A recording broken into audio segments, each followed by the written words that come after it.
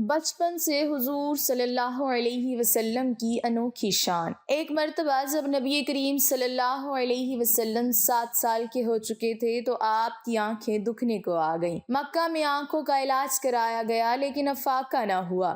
حضرت عبد المطلب سے کسی نے کہا کہ قریب ہی ایک راہب رہتا ہے، وہ آنکھوں کی تکالیف کا علاج کرتا ہے، لیکن جب آپ صلی اللہ علیہ وسلم اور حضرت عبد المطلب وہاں پہنچے تو اچانک زلزلہ۔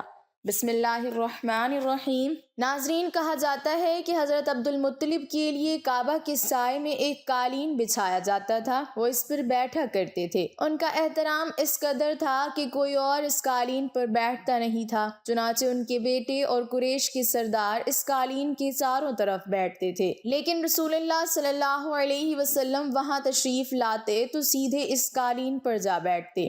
اس وقت آپ ایک تندرست لڑکے تھے، آپ کی عمر 9 سال کے قریب ہو چلی تھی۔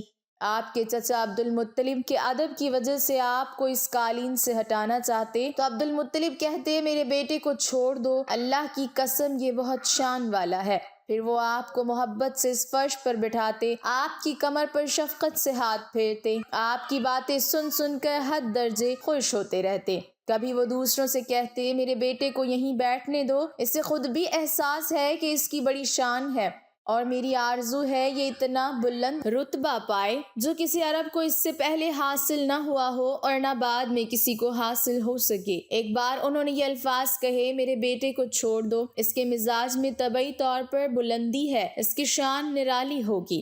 ناظرین، آج کی ویڈیو میں ہم نبی کریم صلی اللہ علیہ وسلم کی شان کے حوالے سے آپ کو چند عجیب واقعات سنانے والے ہیں، جن سے واضح ہوتا ہے کہ آپ صلی اللہ علیہ وسلم کے دادا جان کے دل میں آپ صلی اللہ علیہ وسلم کی کس قدر محبت تھی۔ ناظرین، کہتے ہیں کہ عمر کے آخری حصے میں حضرت عبد المطلب کی آنکھیں جواب دے گئی تھیں، آپ نابینا ہو گئے تھے۔ ایسی حالت میں ایک روز وہ اس قالین پر بیٹھے تھے کہ آپ صلی اللہ علیہ وسلم تشریف لے آئے اور سیدھے اس قالین پر جا پہنچے۔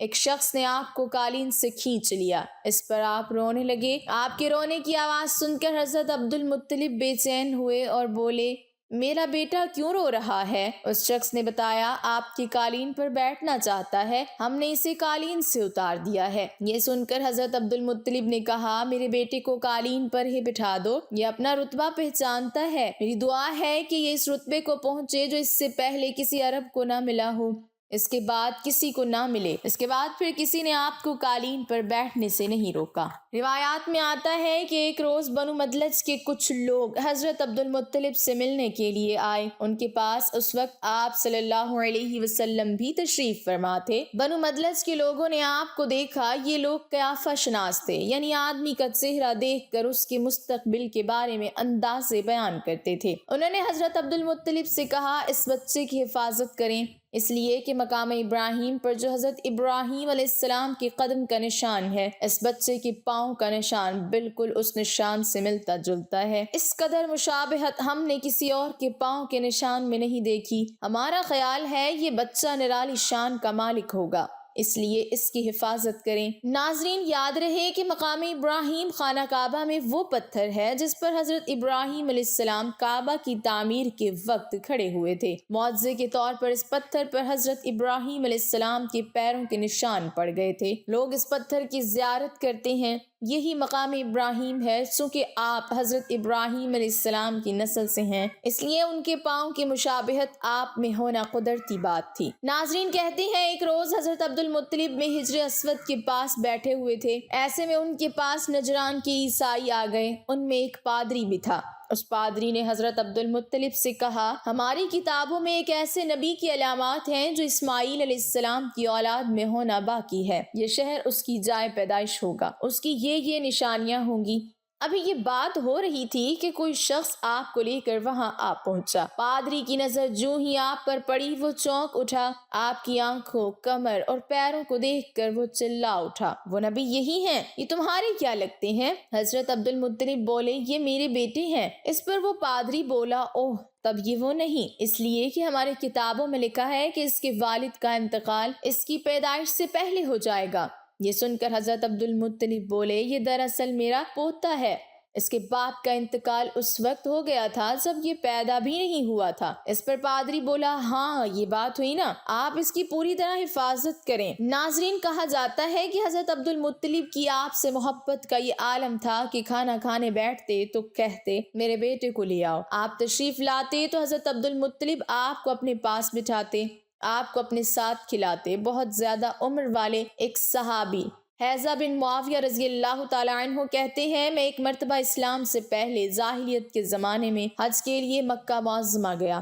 وہاں بیت اللہ کا طواف کر رہا تھا۔ میں نے ایک ایسے شخص کو دیکھا جو بہت بوڑھا اور بہت لمبے قد کا تھا۔ وہ بیت اللہ کا طواف کر رہا تھا اور کہہ رہا تھا، اے میرے پروردگار، میری سواری کو محمد کی طرف پھیر دے اور اسے میرا دست و بازو بنا دے۔ میں نے اس بوڑھے کو جب یہ شعر پڑھتے سنا تو لوگوں سے پوچھا، یہ کون ہے؟ لوگوں نے بتایا، یہ عبد المطلب بن ہاشم ہے۔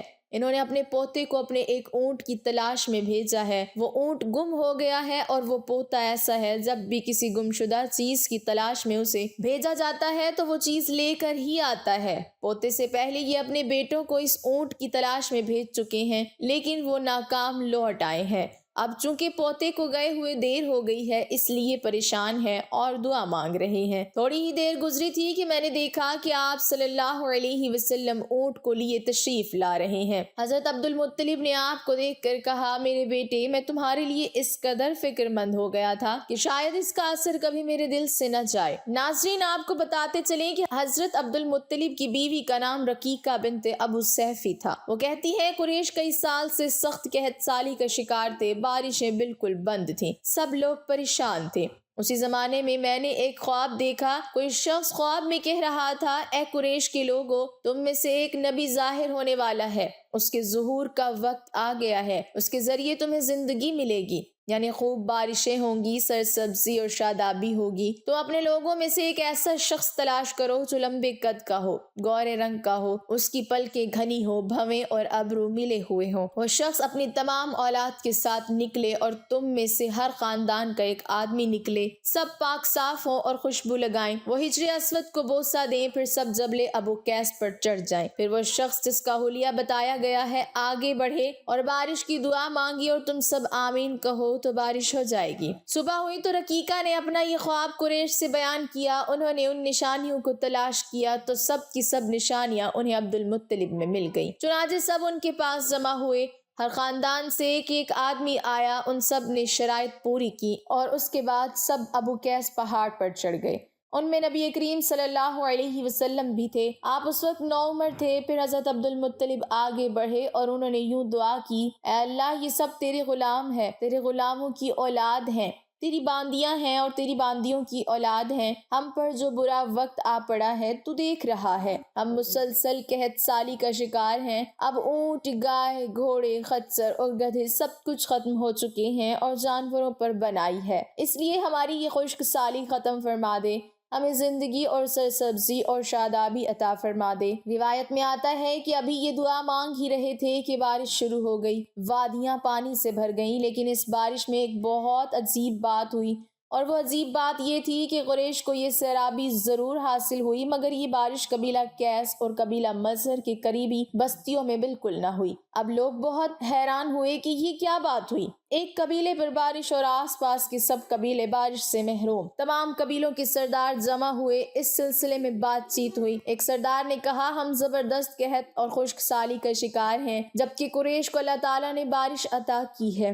اور یہ حضرت عبد المطلب کی وجہ سے ہوا ہے، اس لیے ہم سب ان کے پاس چلتے ہیں، اگر وہ ہمارے لیے دعا کر دیں تو شاید اللہ ہمیں بھی بارش دے دے۔ یہ مشورہ سب کو پسند آیا، چنانچہ یہ لوگ مکہ معظمہ میں آئے اور حضرت عبد المطلب سے ملے، انہیں سلام کیا، پھر ان سے کہا، اے عبد المطلب، ہم کئی سال سے خشک سالی کا شکار ہیں، ہمیں آپ کی برکت کے بارے میں معلوم ہوا ہے، اس لیے مہربانی فرما کر آپ ہمارے لیے بھی دعا کریں، اس لیے کہ اللہ نے آپ کی دعا سے قریش کو بارش عطا کی ہے۔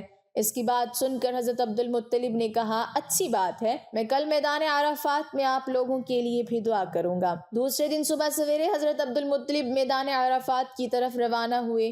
ان کے ساتھ دوسرے لوگوں کے علاوہ ان کے بیٹے اور اللہ کے رسول صلی اللہ علیہ وسلم بھی تھے۔ عرفات کے میدان میں حضرت عبد المطلب کے لیے ایک کرسی بچھائی گئی، وہ اس پر بیٹھ گئے۔ نبی کریم صلی اللہ علیہ وسلم کو انہوں نے گود میں بٹھا لیا۔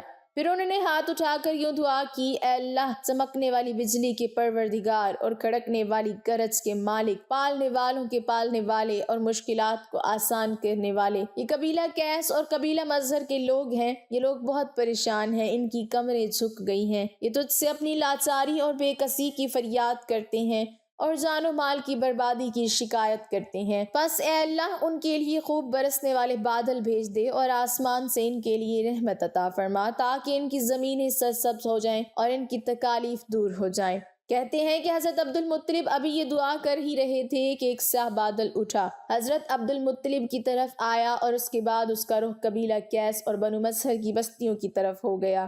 یہ دیکھ کر حضرت عبد المطلب نے کہا، اے گروہ قریش اور مظہر، جاؤ، تمہیں سیرابی حاصل ہو گئی۔ چنانچہ یہ لوگ جب اپنی بستیوں میں پہنچے تو وہاں بارش شروع ہو چکی تھی۔ سبحان اللہ۔ ناظرین، یہ سب برکات نبی کریم صلی اللہ علیہ وسلم کی ذات کی موجودگی کی وجہ سے تھی۔ جس دعا میں اللہ کے محبوب، اللہ کے حبیب صلی اللہ علیہ وسلم کی آمین شامل ہو اور وہ دعا قبول نہ ہو، یہ کیسے ہو سکتا ہے؟ اور دوسری اہم بات جو معلوم ہوئی وہ یہ کہ اسلام سے پہلے بھی قریش اور عرب کے لوگ اللہ تعالیٰ ہی سے اپنے مسائل کے لیے دعا مانگا کرتے تھے، مطلب یہ کہ وہ اللہ کو ماننے والے تھے۔ ناظرین، اس واقعے سے نبی کریم صلی اللہ علیہ وسلم کی شان کے ساتھ ساتھ آپ صلی اللہ علیہ وسلم کے خاندان کی شان بھی واضح ہوتی ہے کہ اللہ تعالیٰ کی طرف سے آپ کی دادی جان کو خواب آنا اور پھر آپ کے دادا جان کا اللہ کی بارگاہ میں سوال کرنا اور ان کی دعاؤں کا قبول ہونا، یہ سب خاندان نبوت صلی اللہ علیہ وسلم کی شان کو ظاہر کرتا ہے۔ روایات میں آپ صلی اللہ علیہ وسلم کی شان کے حوالے سے ایک اور واقعہ یوں آتا ہے کہ جب نبی کریم صلی اللہ علیہ وسلم 7 سال کے ہو چکے تھے تو آپ کی آنکھیں دکھنے کو آ گئیں۔ مکہ میں آنکھوں کا علاج کرایا گیا لیکن افاقہ نہ ہوا۔ حضرت عبد المطلب سے کسی نے کہا کہ اوکاس کے بازار میں ایک راہب رہتا ہے، وہ آنکھوں کی تکالیف کا علاج کرتا ہے۔